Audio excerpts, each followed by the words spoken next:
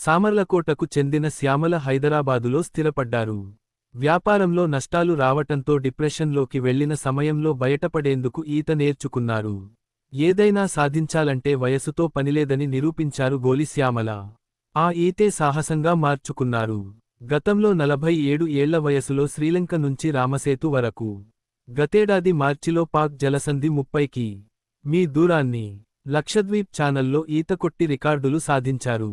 తాజాగా 52 ఏళ్ల వయసులో విశాఖ నుంచి కాకినాడకు 150 కిలోమీటర్లు సముద్రంలో ఈది రికార్డులకు ఎక్కారు.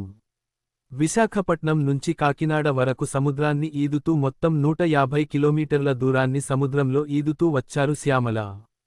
గతేడాది డిసెంబర్ 28న విశాఖపట్నం ఆర్కే బీచ్లో మొదలు పెట్టిన ఈత 2025 జనవరి 3వ తేదీతో పూర్తైంది.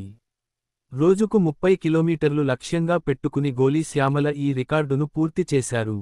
యువత ఎంతో నేర్చుకోవాలి శ్యామల 52 గారి నుండి. బొటని వేలు పైకి చూపే గుర్తు.